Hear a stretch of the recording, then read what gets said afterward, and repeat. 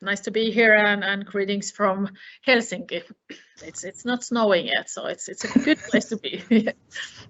And yes, I can definitely agree with you. It is extremely important topic, how to take care of leaders' mental well-being, and of course any employers, but especially of course leaders. We have a short presentation here. I just want to quickly share with you what Auntie is all about. So this is a company startup founded in 2015. Currently, we are working with more than 300 organizations globally.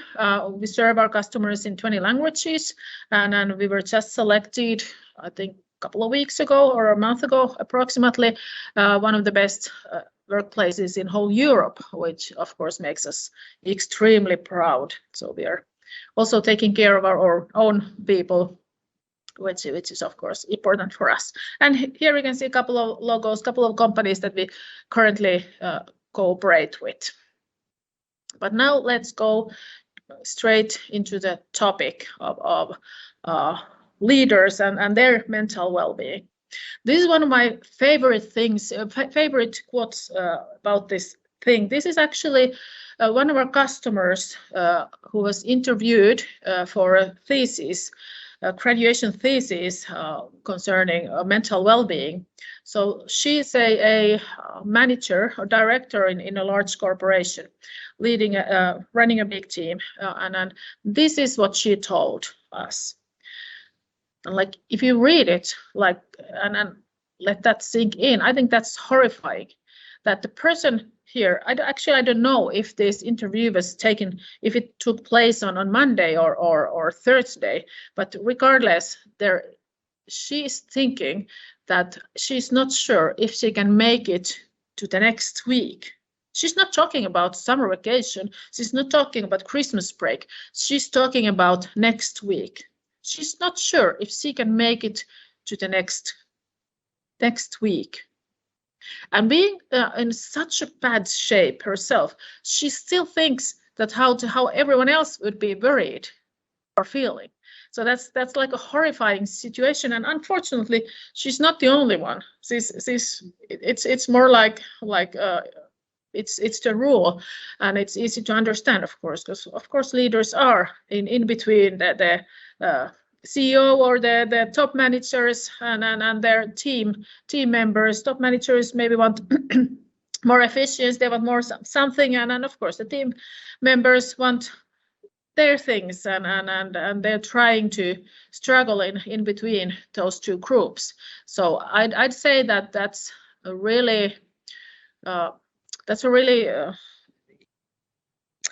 position where you burn yourself out, really easily.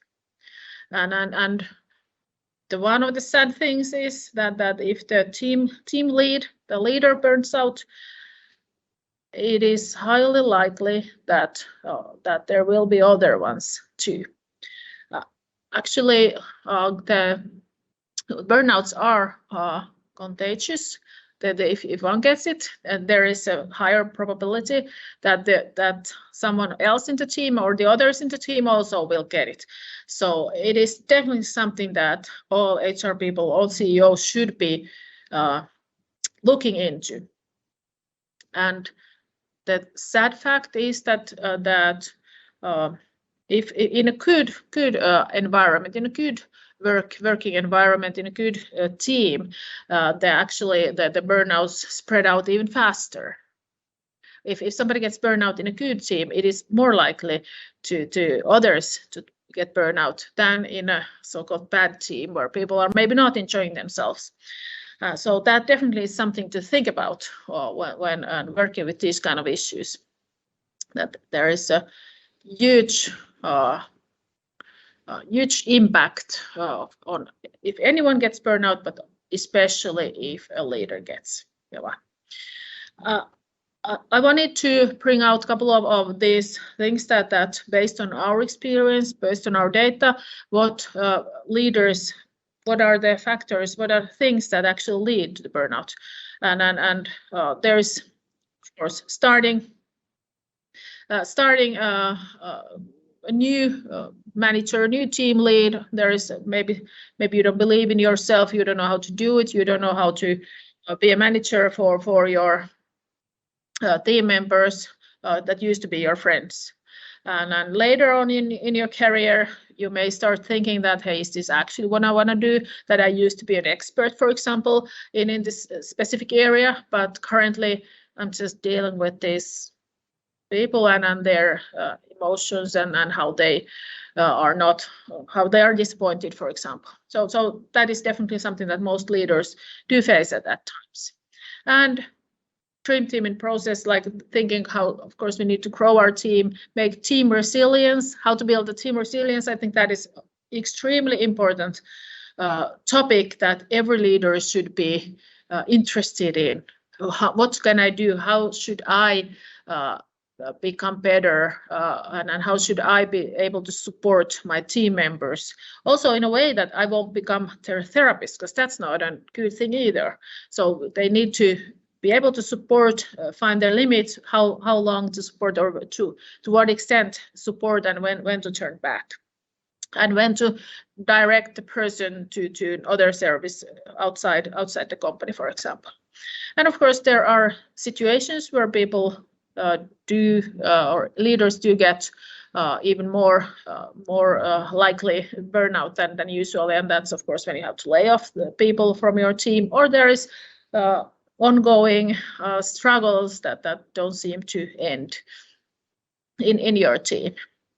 And as we know, the late 1.5 year has of course been putting a lot of pressure in leaders, not only in their own work, how to do that, but also how to support people who are remote, how to recognize if there's something going on at their place that shouldn't be going on. Are they actually working, or are they maybe not sober as much as they should, or during the work days?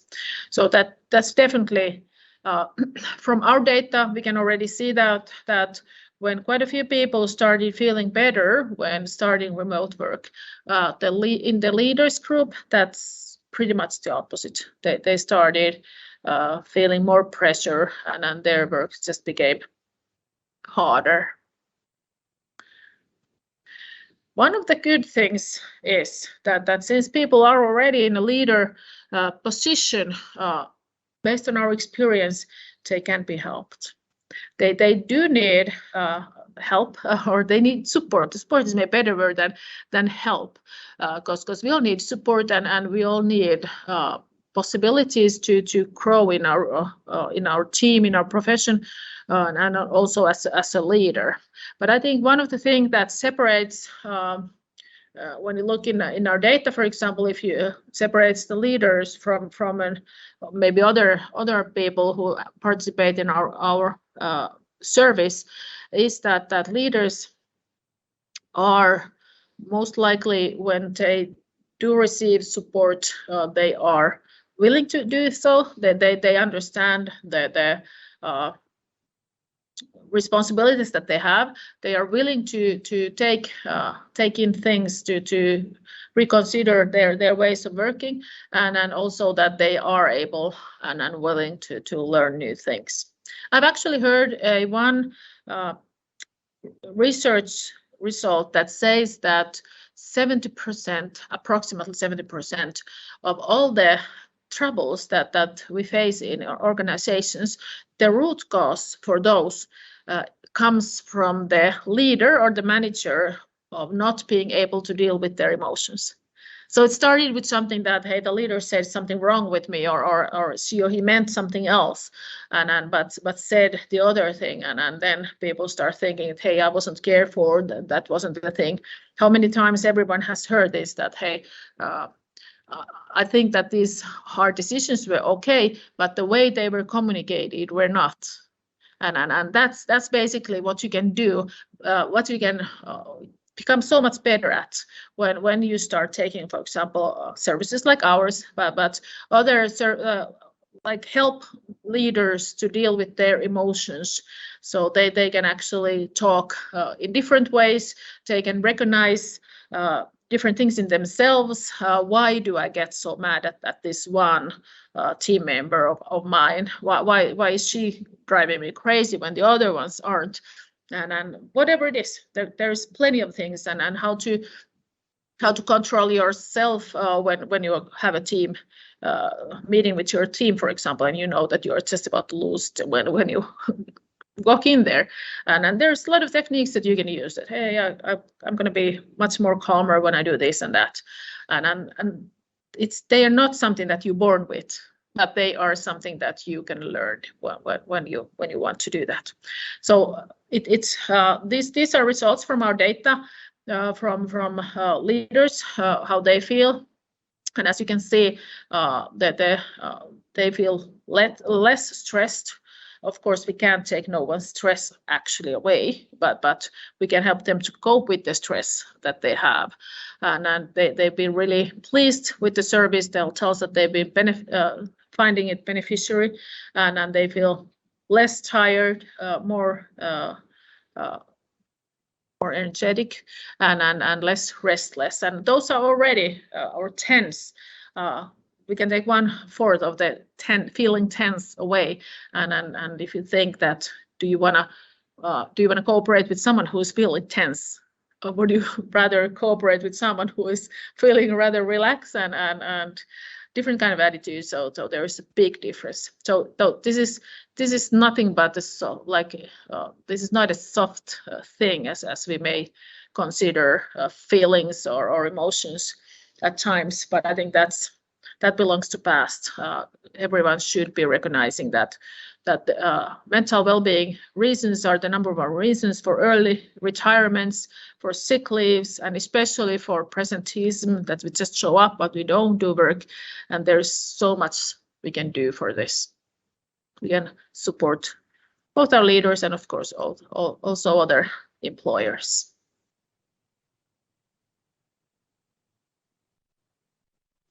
This was pretty much what I wanted to share with you guys. I've been more than happy to connect with you in LinkedIn and on other places. And of course, if there's any questions, I'd be more than happy to answer those. Mervi, this has been really informative. From my side, as I was listening to you, and just in the we just had on Sunday Mental Health Day, right? And this is recognized as a health issue all over the world. Where do you see the future of mental health and mental well-being? Where do you see it going?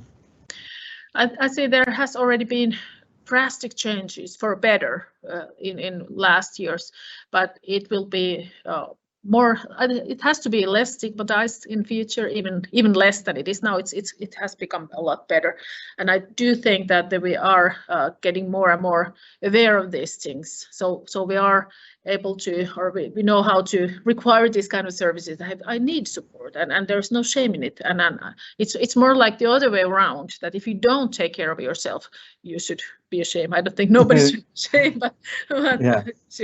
It's more worrying that people don't do things like this or help themselves than that, hey, they are now weak when they do something like this. For sure, remove that stigma, right, from those conversations. Thank you so much for your time. It was we know you come from another presentation, then you had to rush to be with us. So we thank you very much for taking the time for being with us this afternoon. Definitely my pleasure. Thank you for listening to this. Excellent. No, thank you for being here. And we're going to move on now to our next presentation.